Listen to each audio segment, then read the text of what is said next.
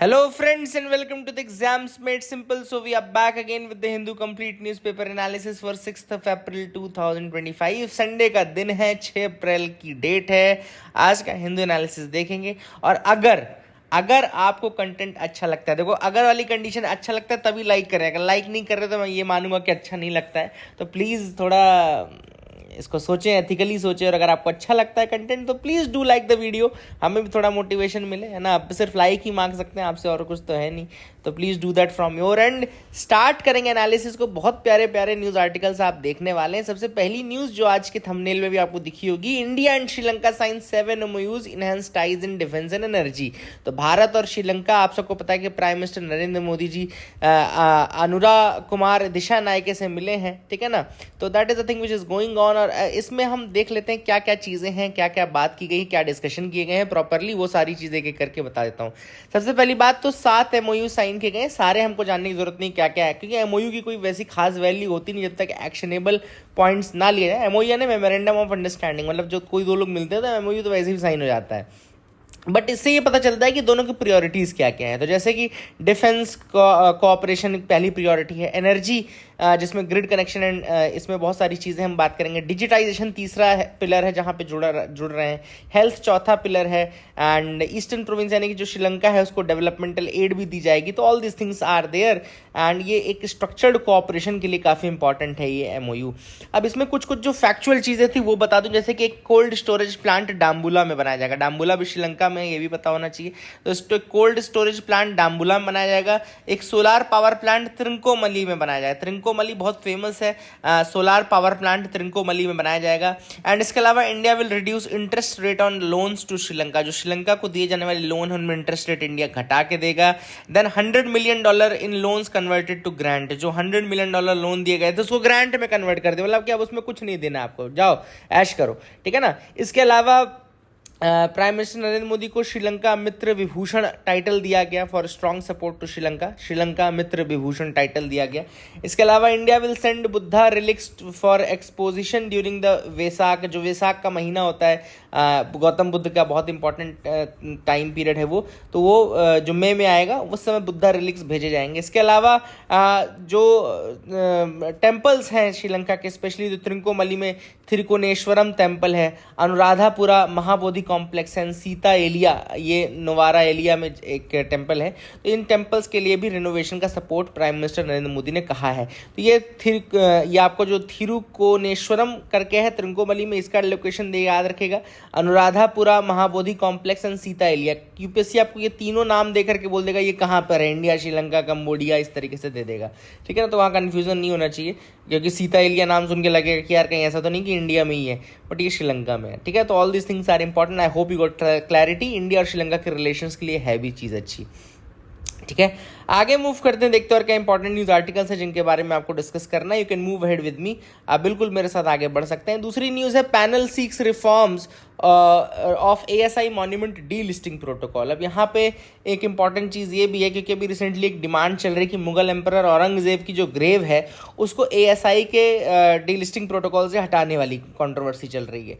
तो यहाँ पर बेसिकली कई लोगों ने ये डिमांड की है. जो मिनिस्ट्री, यूनियन कल्चर मिनिस्ट्री ने एक पैनल बनाया था जिसमें पैनल ने डिमांड ये की कि जो ASI है ना कि आर्कियोलॉजिकल सर्वे ऑफ इंडिया है, उसको अपने डी लिस्टिंग प्रोटोकॉल का एक प्रॉपर रिफॉर्म करने की आवश्यकता और एक प्रॉपर मेथोडोलॉजी बनाने की आवश्यकता है. तो ये सब तो इंपॉर्टेंट नहीं है, ऑब्वियस सी बात है, लेकिन ASI एज ए ऑर्गेनाइजेशन बहुत इंपॉर्टेंट है, याद रखेगा. ASI का फुल फॉर्म है आर्कियोलॉजिकल सर्वे ऑफ इंडिया. एक प्रीमियर ऑर्गेनाइजेशन है जो कि मिनिस्ट्री ऑफ कल्चर के अंतर्गत आती है. इसके अलावा कुछ फंक्शंस इसके आपको पता होने चाहिए कि excavation, exploration of archaeological sites इसका काम है. Conservation and maintenance of ancient monuments, heritage sites इसका काम है. Protection of historically significant artifacts इसका काम है.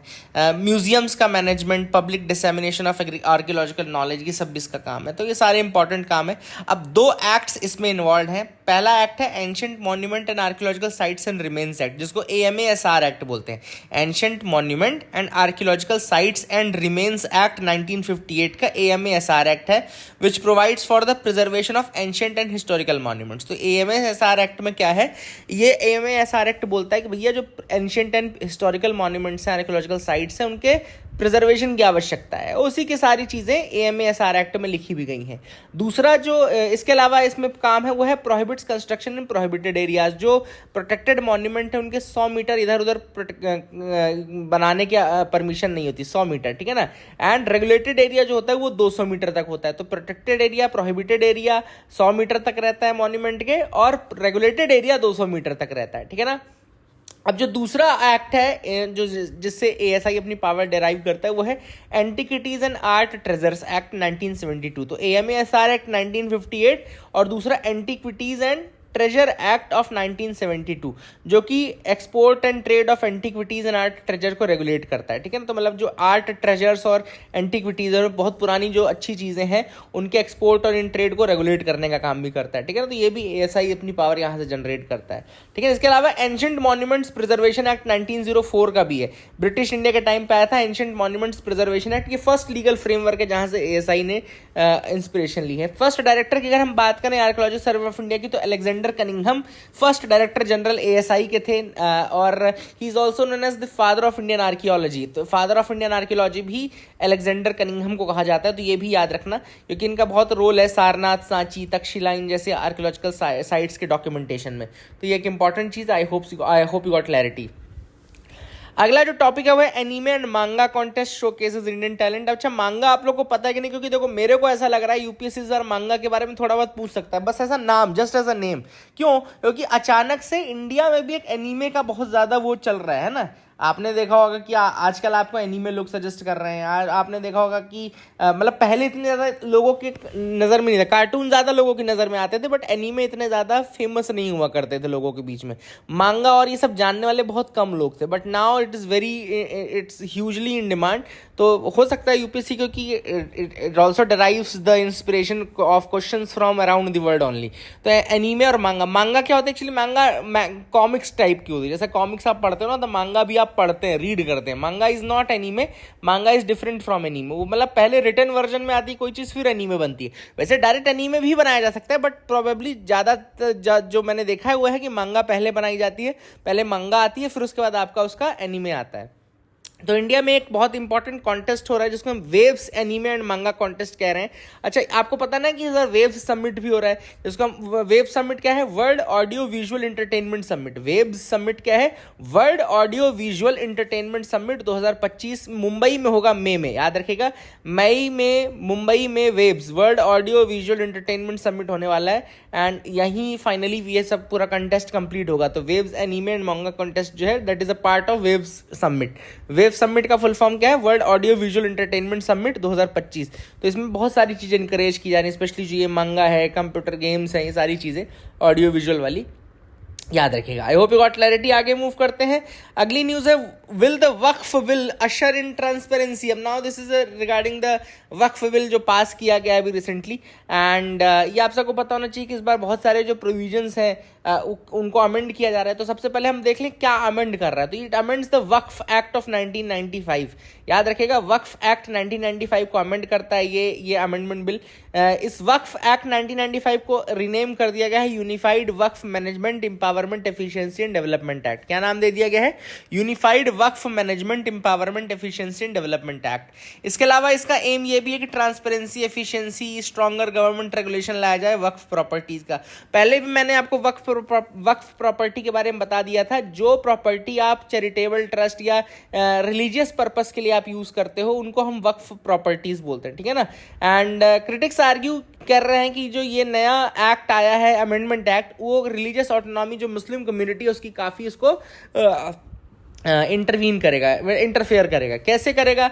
सबसे पहली बात तो हम बात कर लेते हैं क्या चेंजेस इंट्रोड्यूस किए गए हैं। एलिजिबिलिटी टू मेक अ वक्फ डेडिकेशन, मतलब पहले क्या था, anyone regardless of religion could create a वक्फ। कोई भी वक्फ प्रॉपर्टी क्रिएट करने के लिए रिलीजन की आवश्यकता नहीं होती थी। नाउ कह दिया कि only those who are practising Islam for at least 5 years can dedicate waqf property.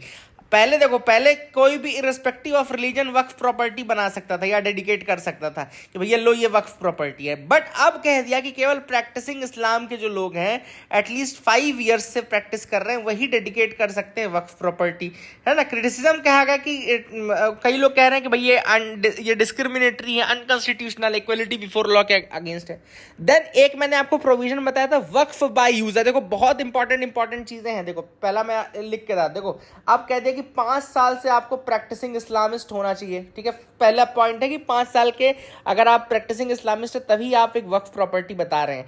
दूसरा जो मैंने आपको इशू बताया था, सेकंड इशू था waqf by user. Waqf by user, अब वक्फ बाय यूजर का मतलब क्या होता है, उस दिन मैंने आपको एक्सप्लेन भी किया था कि कई बार क्या होता है कि आपके पास प्रॉपर प्रॉपर्टी के रिकॉर्ड्स नहीं रहते हैं, बट चूंकि वो इतने लंबे टाइम पीरियड से यूज हो रही है एज अ वक्फ प्रॉपर्टी, तो उसमें टाइम का फीचर देखा जाता है और बिना डॉक्यूमेंटेशन के ही वो कहा जाता है कि ठीक है it is a Waqf property. वो प्रोविजन हटा दिया गया है।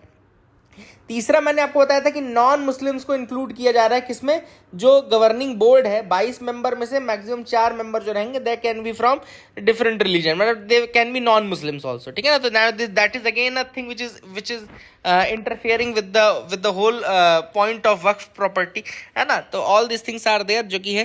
देन गवर्नमेंट का ओवरसाइट बढ़ा दिया। District collectors will now be responsible for surveying the waqf properties, है ना। पहले सर्वे कमिश्नर्स हुआ करते थे बट उनको अब हटा करके सीधे डिस्ट्रिक्ट कलेक्टर को कर दिया गया है, ठीक है ना। आई hope you got clarity all this things. काफी इंपॉर्टेंट प्रोविजंस हैं ये, सारे इंपॉर्टेंट है और क्रिटिसिज्म आपको पता होना चाहिए।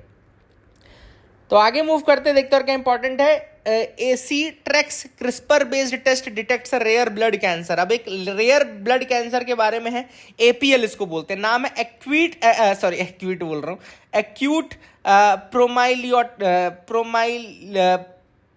एक सेकंड मेरे को देख लेने दो, मुझे भी यार, मैं भी कोई बहुत बड़ा अंग्रेज थोड़ी हूँ। एक्यूट प्रोमिलोसिटिक ल्यूकेमिया, याद रखिएगा, एक्यूट प्रोमिलोसिटिक ल्यूकेमिया।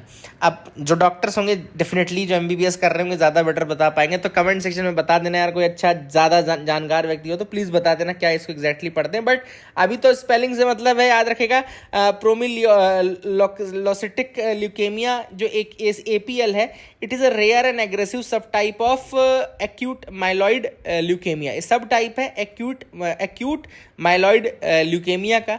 एंड ल्यूकेमिया नाम से ही पता है ब्लड कैंसर होता है, leukaemia is actually blood cancer, है ना। पाकिस्तानी शो जो लोग देख रहे होंगे उनको पता होगा ल्यूकेमिया ब्लड कैंसर होता है, ठीक है। तो ये आपको पता होना चाहिए। It is caused by genetic mutation. इसमें 2 एक जीन्स होते हैं, पीएमएल और रारा जीन्स कहते हैं। पीएमएल और रारा जीन्स के जेनेटिक म्यूटेशन के कारण ये एपीएल होता है, ठीक है ना। तो इसको अब एक्चुअली ये है ब्लड कैंसर, लेकिन अगर डायग्नोस हो जाए और ट्रीट प्रॉपरली अर्ली आप कर ले तो ये ठीक भी हो जाता है, ठीक है ना। तो इसको ट्रीट करने, इसको डायग्नोस करने के लिए एक टेक्निक बनाई गई है which is by AC track. AC track आपका टाटा मेमोरियल सेंटर जो मुंबई में है, कैंसर के लिए बहुत फेमस है। इनफैक्ट मेरा तो बहुत पुराना रिश्ता है टाटा मेमोरियल सेंटर से। बहुत साल पहले 2000 टाइम में मेरे फादर को तब कैंसर हुआ था, तो he was getting treatment in Tata memorial centre only. Tata memorial hospital था and he they removed that lung cancer था, तो वो पार्ट रिमूव किया गया था। तो I have a very strong memory of that Tata memorial. It's very good centre. And इसमें AC track है जिसने डेवलप किया है ये रैपिड क्रिस्पर। मतलब क्रिस्पर जो अपन यूज करते हैं ना, अभी तक क्रिस्पर Cas9 यूज कर रहे थे जीन एडिटिंग के लिए, उसी टेक्निक में रैपिड क्रिस्पर का यूज करके इन्होंने क्या बनाया, बेसिकली ये डिटेक्ट करता है पीएमएल और रारा फ्यूजन जीन्स को, और उसके बेसिस पे ये डिटेक्ट करता है कि आपको एपीएल है या नहीं है, ठीक है ना। तो all this things are there. I hope you got clarity regarding that. इसको आप याद रखिएगा, काफी इंपॉर्टेंट है, ठीक है। आगे देख लेते हैं और क्या इंपॉर्टेंट है। Boost the financial regulation. अब यहाँ पे आईएमएफ वर्ल्ड बैंक ने एक रिपोर्ट निकाली जिसमें उन्होंने कहा है कि भाई इंडिया में जो रिजर्व बैंक ऑफ इंडिया है उसके पास कोई पावर नहीं है, उसको हर चीज गवर्नमेंट से पूछ के करनी पड़ती है। इसके अलावा उन्होंने ये भी कहा कि मिनिस्ट्री ऑफ फाइनेंस जो है वो एपिलेट अथॉरिटी के रूप में काम करती है और जो भी आरबीआई डिसीजंस लेता है उसको चेंज करने की पावर भी रखती है। इसका उन्होंने एग्जाम्पल दिया, 2019 में गवर्नमेंट ने ओवरटर्न किया था आरबीआई के डिसीजन को, जिसमें आरबीआई ने डिसीजन लिया था कि रिवोक करना है licence of small urban cooperative bank, तो गवर्नमेंट ने उसको ओवरटर्न कर दिया था। आरबीआई की लिमिटेशंस बताते हुए रिपोर्ट में बताया गया कि आरबीआई की जो पावर है वो काफी लिमिटेड पावर्स हैं, है ना। एंड गवर्नमेंट कभी भी इसको इंटरवीन कर सकती है. All this things are there. तो आरबीआई ने IMF वर्ल्ड बैंक ने रिकमेंडेशन दिया है कि भैया एक transfer appellate authority from ministry of finance to independent agency. जो आरबीआई के डिसीजन है उसको ओवरटर्न भी अगर आपको करना है तो एक इंडिपेंडेंट एजेंसी बनाओ. मिनिस्ट्री ऑफ फाइनेंस तो गवर्नमेंट बॉडी है, वो कैसे ओवरटर्न कर रही है. देन IRDAI जो इंश्योरेंस रेगुलेटरी है एंड आरबीआई जो है उसको ज्यादा पावर दें तो effectively supervise and act against the state owned financial institutions. इसके अलावा लेजिस्लेटिव रिफॉर्म्स की आवश्यकता भी है. काफी अच्छा आर्टिकल था वैसे ये, इसको याद रखना इन सारी चीजों का. आई hope you got clarity. Cambodia inaugurates naval base renovated by China. अब कंबोडिया आपको पता है कि हमारे पास भी है, साउथ ईस्ट एशियन कंट्री है कंबोडिया. कंबोडिया में बेसिकली 3 बॉर्डरिंग कंट्रीज हैं, थाईलैंड, लाओस एंड वियतनाम. याद रखिएगा कंबोडिया की 3 बॉर्डरिंग कंट्रीज हैं, Thailand, Laos and Vietnam. And Laos आपको ये भी पता होगा कि landlocked country, it is the only landlocked country of south east Asia. South east Asia की एकमात्र लैंडलॉक्ड कंट्री जो है वो लाओस है. तो बता दूं कंबोडिया ने अभी इनॉग्रेट किया है रियाम या रीम नेवल बेस. या देखिए लिखा है रीम नेवल बेस. चलो मैं लिख के भी आपको दिखा देता हूँ. रीम यानी कि REAM, रीम नेवल बेस. ठीक है ना, थोड़ा और सुंदर लगता अगर थोड़ा छोटा होता तो फिर लिख देता हूँ रीम REAM. देखो ज्यादा सुंदर लग रहा है ना. तो रीम नेवल बेस जो है ये इनॉग्रेट किया गया. कहाँ पे? कंबोडिया में इनॉग्रेट किया गया है. और किसकी मदद से? चाइना के. सी ने सी की मदद से एक R बनाया है. तो ऑब्वियस सी बात है, ये आपको पता होना चाहिए. I hope you got clarity regarding that as well. That is it for the day friends. I hope you like the video. Please like and subscribe. Keep loving us, keep sharing us. Thank you. Have a nice day.